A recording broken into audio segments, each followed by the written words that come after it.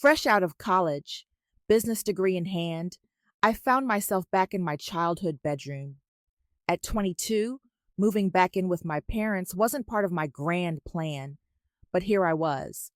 Luckily, the job hunt was short-lived. Within a week, I landed a marketing position at Davidson with a decent salary and the promise of performance bonuses. That evening, over Mom's meatloaf, I shared the good news. My plan was to stay about 3 months, save up, and get my own apartment. The familiar clinking of forks against plates abruptly ceased. Mom and Dad exchanged a look, the kind that always signaled trouble. Moving out? Mom placed her fork down. Anna, you know I can only work part-time at the library because of my back.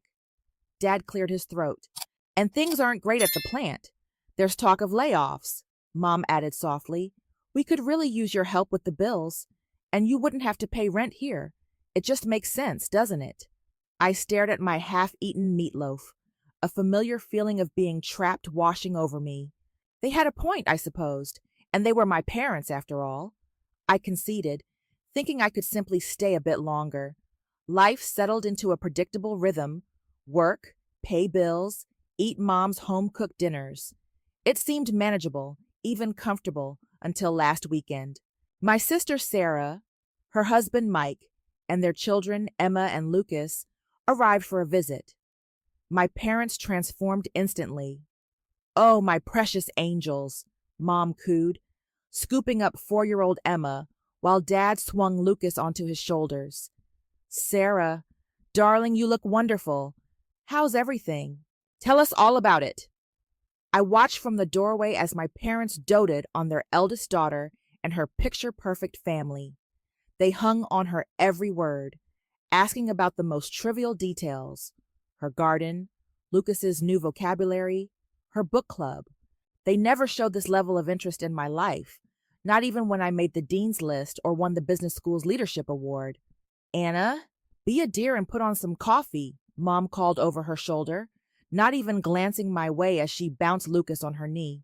Standing in the kitchen, listening to the laughter spilling from the living room, I was transported back to my childhood. Sarah, 7 years my senior, had always been the star, while I remained a supporting character. I remember sitting at this same table at age 11, proudly displaying my straight A report card. Mom barely looked at it before returning to her conversation with Sarah about college applications. "That's nice, Anna," she said absently, waving me away. "Sarah, honey, which universities are your top choices?" Those years revolved around Sarah's high school achievements. Every dinner conversation centered on her grades, extracurriculars, and college prep. I'd sit quietly, eating my peas, while Mom and Dad absorbed every detail about her AP classes and college tours. The dynamic intensified when Sarah got accepted to university. I was 11, and I still remember that dinner conversation vividly. "We're so proud of you, sweetheart." "Tar!" Mom had cried, tears in her eyes. "We'll make it work, won't we, Robert?" Dad nodded solemnly.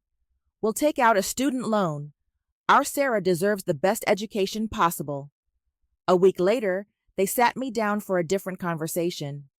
"Anna," Dad began seriously, "we need to tighten our belts. The loan payments and Sarah's college expenses are significant." That's when things truly changed. While my classmates upgraded their phones, I clung to my old flip phone until it disintegrated. New clothes came from thrift stores. Christmas gifts became practical necessities, but they never forgot to send Sarah money. "Your sister needs to focus on her studies," Mom would explain as she wrote another check. "We can't let her feel stressed about money."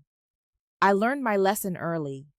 At 15, I joined every club and competition, striving for perfect grades, not just good ones. I wrote scholarship essays until my hands ached, knowing there would be no loans for me. I secured a full scholarship to State University, and the relief on my parents' faces is etched in my memory. Meanwhile, Sarah graduated, landed a job in Brighton, married her college sweetheart, Mike, and promptly had Emma and Lucas. My parents were ecstatic. Their perfect daughter had created the perfect family. Now, Every monthly visit follows the same script.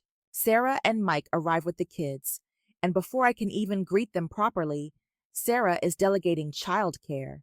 Anna, you'll watch Emma and Lucas while we go shopping, right? She'd say, not bothering to ask. Mike and I hardly get any alone time these days. The first few times I tried suggesting our parents watch them, Mom would rub her back and say, "Oh, honey, you know it's hard for me to." I was constantly juggling work and helping with my young niece and nephew. Weekends were especially demanding, as my father needed his rest, which meant I often found myself parked on the sofa, enduring Frozen for what felt like the 100th time with Emma, while Lucas expressed his artistic talents on my bedroom walls.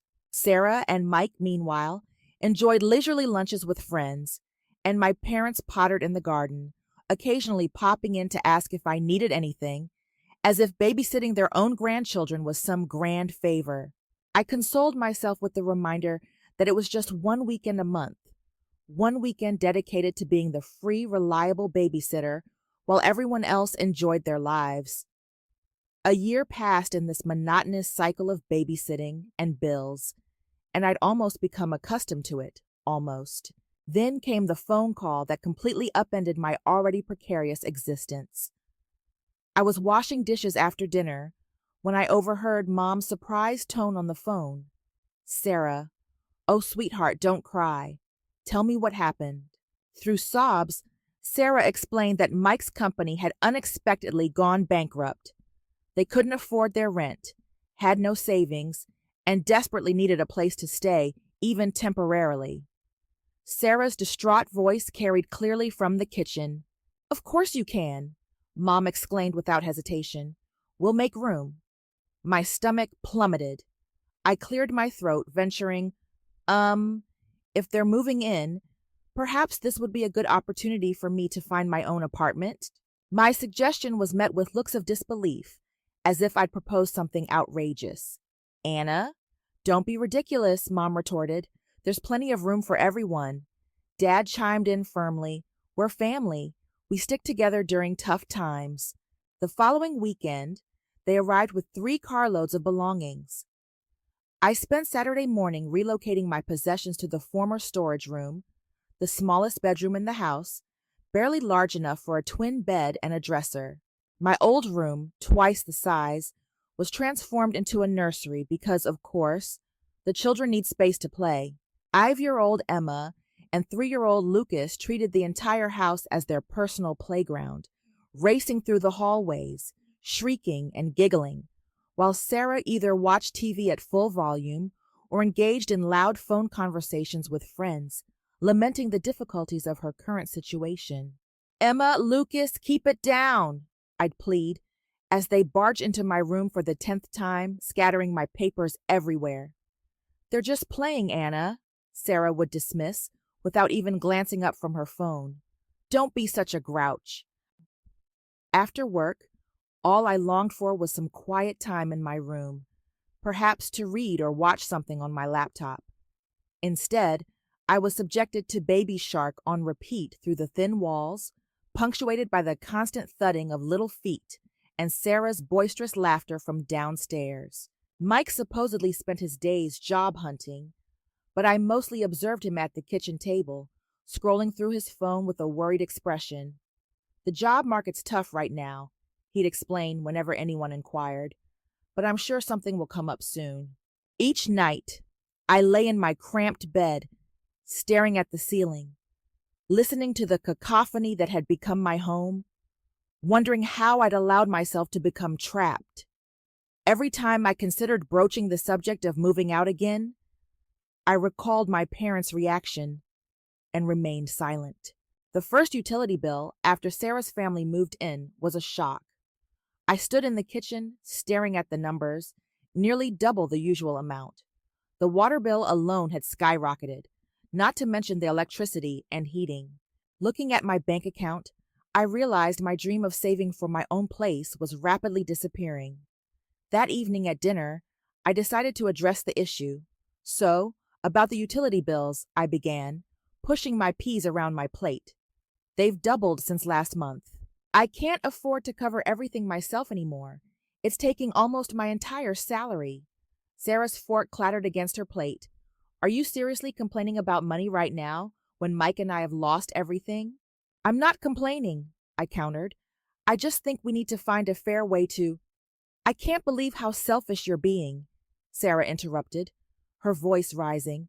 We're going through the hardest time of our lives, and all you care about is money. Sarah's right, Anna, Mom interjected. Family helps family. That's what we do. Dad nodded solemnly. Your sister and Mike need our support right now. This isn't the time to be counting pennies. I looked down at my plate, swallowing the words I desperately wanted to say. Fine, I mumbled. Never mind. A week later, Mike finally landed a job at an insurance company. It paid less than his previous position, but at least it was something. I hoped things would improve. I was wrong. It's so hard being alone with the kids all day. Sarah began complaining almost immediately. Mike leaves at 8 a.m. and doesn't get back until 6 p.m. I never get a break. It started with small requests. Anna, could you watch the kids for an hour while I run to the store? Anna, would you mind keeping an eye on them while I take a shower? Before I knew it, these small favors had escalated into full-time childcare. I'd arrive home from work to find Sarah already dressed to go out. Oh, good, you're home, she'd exclaim, grabbing her purse. Mike and I are. Weekends had become my personal purgatory. Sarah and Mike would casually announce their plans on Friday evenings. A shopping trip, lunch with friends, a movie date, leaving me responsible for the children for hours. Mom and Dad conveniently began visiting relatives more frequently, usually disappearing right after Sarah and Mike departed. So there I'd be, weekend after weekend, attempting to prevent Emma from decorating the walls, while Lucas threw a tantrum because his sandwich wasn't cut to his exacting specifications. My Saturdays were consumed with tidying toys, preparing mac and cheese, and enduring endless children's movies. By Sunday night, I was utterly drained, my house a disaster, and I still had to make dinner for everyone. One evening, after a particularly grueling weekend of childcare, I finally summoned the courage to speak up. I need to talk to you all, I announced, setting down my fork. I'm really tired. This childcare situation isn't working for me. Sarah's head snapped up, her eyes narrowing. What do you mean, isn't working? Are you saying you don't want to spend time with your own nephews? Mom reached over and patted Sarah's hand. Don't worry, honey. This is actually good practice for Anna. She'll need to know how to handle children when she becomes a mother herself someday. Think of it as training. And just like that, they resumed their usual dinner conversation, Sarah recounting her day, Mom and Dad hanging on her every word, Mike nodding in agreement. I sat there, feeling invisible, pushing my food around my plate. Nothing changed after that conversation. In fact, it worsened. Sarah and Mike seemed to interpret my complaint as a challenge, inventing even more reasons to go out. They'd be waiting by the door when I arrived home from work, car keys in hand. We're meeting friends at that new restaurant downtown, they'd announce, already halfway out the door. Kids have had their snack. Thanks, Anna. Weekends became something I dreaded. I'd wake up Saturday mornings with a knot in my stomach, knowing I'd spend the next 2 days watching Paw Patrol and mediating sibling squabbles while Sarah and Mike enjoyed themselves. Then came a Wednesday that altered everything. I was at my desk, struggling to concentrate on a marketing report despite my exhaustion, when my friend Rachel stopped by. Hey, want to do something fun this weekend? She asked, perching on the edge of my cubicle. A bunch of us are going to the Pine Ridge Ski Resort. Just a quick weekend getaway. Leave Saturday morning, come back Sunday night. The slopes are supposed to be perfect right now. For the first time in months, I felt a flicker of excitement. Friday evening, I was in my tiny room, packing my duffel bag, genuinely happy about an upcoming weekend for once. I had just folded my warmest sweater when Sarah appeared in my doorway. What are you doing? She asked, eyeing my half-packed bag. Packing for a ski trip, I replied, rolling up my thermal socks, going to Pine Ridge with some friends from work. Sarah's face darkened. You need to cancel. I looked up, startled by her tone. What? Why would I do that? Because, she stated, crossing her arms, Mike and I are going to Aunt Linda's 60th birthday party in Millbrook this weekend. Mom and Dad are coming too. You need to stay here with Emma and Lucas. Oh, I couldn't help but laugh. Actually laugh out loud at the sheer audacity of it all. You're joking, right? I said, continuing to fold my ski pants. You can't seriously expect me to cancel my plans because you didn't bother to tell me about yours?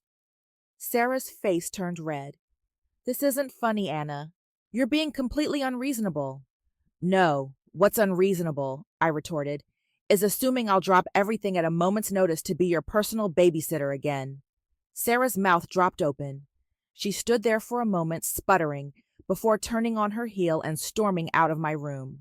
Mom, Dad, Mike! I could hear her shouting down the hallway. You won't believe what Anna is doing. I continued packing, my hands shaking slightly with anger. The thundering of footsteps announced the arrival of the cavalry. My tiny room suddenly felt even smaller as Sarah, Mike, and my parents crowded in. Mom's face was already set in that disappointed expression I knew so well. What's this about you going skiing? She demanded, hands on her hips. Exactly what it sounds like, I replied, zipping up my duffel bag. I'm going to Pine Ridge Resort with my friends for the weekend. But you can't, Sarah exclaimed. We have Aunt Linda's party. No, you have Aunt Linda's party, I corrected her. I stopped what I was doing and turned to face them all. Why am I just hearing about this party now? Why wasn't I included in any of the planning?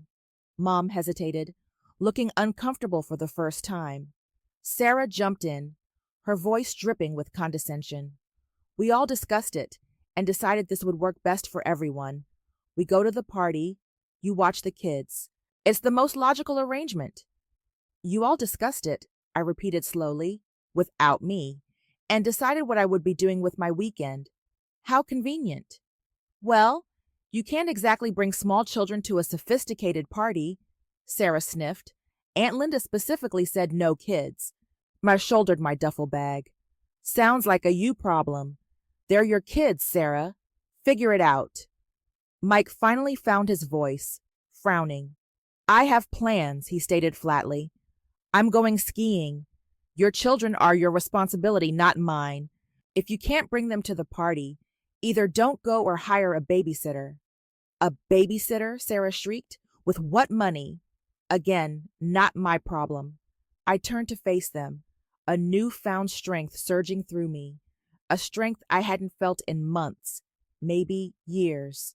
Let me make this perfectly clear, I declared. I'm going skiing tomorrow. I'm finished being your free, convenient babysitter. I'm done having my weekends hijacked, my plans disregarded, and my life treated like it's insignificant. If you need childcare, Sarah, that's your responsibility as a parent. Stop assuming I'll always be available to compensate for your shortcomings. The ensuing silence was deafening. They stared at me as if I had begun speaking a foreign language. Sarah's mouth opened and closed wordlessly like a fish out of water. Mom looked as though she'd been slapped. Dad appeared to be attempting to meld into the doorframe. And Mike? Mike just stood there wearing the same bewildered expression he'd worn since his company declared bankruptcy. The stunned silence was short-lived. Sarah's face crumpled, and she erupted into dramatic sobs, burying her face in her hands. Mike mumbled something that sounded distinctly like ungrateful under his breath. How dare you? Mom's voice rose. After everything we've done for you, you're being utterly irresponsible, selfish. Dad chimed in, shaking his head. Absolutely selfish. I stood there, duffel bag still slung over my shoulder, observing my family transform into a Greek chorus of accusations. The words washed over me. Selfish, ungrateful, inconsiderate, immature. Each one intended to wound deeply, to put me back in my perceived place. Then Mom delivered what she clearly believed would be the final blow. If you walk out that door tomorrow, she declared, don't bother coming back to this house. To everyone's astonishment, I burst out laughing. Not a nervous giggle, but a full, genuine laugh. They stared at me as if I'd lost my sanity. You know what's funny? I said, wiping tears from my eyes. I've been fantasizing about moving out of this house for months. I just lacked the courage to do it, but here you are, giving me the perfect excuse. So thank you, Mom. Get out, Sarah shrieked, her fake sobs forgotten in her fury. Just get out. Gladly. I pulled out my phone and dialed Rachel's number, putting it on speaker just to emphasize my point. Hey, Ratch. Sorry to call so late, but is that offer to crash at your place still good? Not just after skiing, but maybe for a few days? Of course. Rachel's cheerful voice filled the room. I have a spare room. Want to come over now? That would be perfect. I'll be there in 20 minutes. I spent the next 15 minutes gathering everything I could fit in my car: clothes, important documents, personal items. They watched from various doorways as I made trips up and down the stairs, as if they couldn't quite comprehend that I was actually doing it. When I had loaded the last box, I walked into the living room where they had all congregated. Oh, one more thing, I said, my voice steady. Since I won't be living here anymore, I won't be paying any of the bills either. You'll need to figure out how to support yourselves. Mom's face paled. But the utilities? The groceries? Not my problem anymore, I said, echoing my earlier words. I turned and walked out the front door, ignoring Mom's suddenly panicked calls behind me. The drive to Rachel's place was a blur of adrenaline and relief. My phone kept lighting up with calls and messages, angry texts from Sarah, guilt-tripping novels from Mom, stern disappointments from Dad. I ignored them all. The next morning, Rachel and I drove to Pine Ridge Resort as planned. For the first time in what felt like forever, I spent a weekend doing exactly what I wanted to do. We skied, we laughed, we had hot chocolate by the fire, and not once did I have to worry about anyone else's children or problems. When we got back Sunday night, I opened my laptop and started searching for apartments. With my salary no longer supporting my family, I could actually afford a decent place. By Wednesday, I had found a small but bright one-bedroom apartment in a nice area of town, just a 15-minute drive from my office. My first week in my new apartment was like learning to breathe again. Every morning, I woke up to blessed silence. No screaming children, no blaring TV, no guilt-inducing sighs from my mother. I could make coffee and drink it while it was still hot. I could spend my evenings reading or watching whatever I wanted on Netflix. The messages kept coming, though. I didn't answer the calls, but I couldn't help reading the texts. They followed a predictable pattern. Mom, how could you abandon your family like this? We need you. Sarah, you're so selfish. The kids keep asking where Aunt Anna is. Dad, your mother is very upset. You need to make this right. The messages cycled between guilt trips and anger, accusations and pleas. I read them all but responded to none. My silence seemed to drive them even crazier. They weren't used to not having power over me. After a week of this, I was sitting on my new couch when Mom's number flashed on my phone again. This time, I decided to answer. Anna, finally. Mom's voice was sharp. I can't believe you ruined our entire weekend. Aunt Linda's party was completely disrupted because of your selfish behavior. Sarah and Mike couldn't come because you refused to watch the children. Enough, I interrupted, my voice calm but firm. Just stop. I'm done with this, Mom. I'm done being treated like a servant in my own home. I'm done being expected to sacrifice everything, my time, my money, my life, for everyone else's convenience.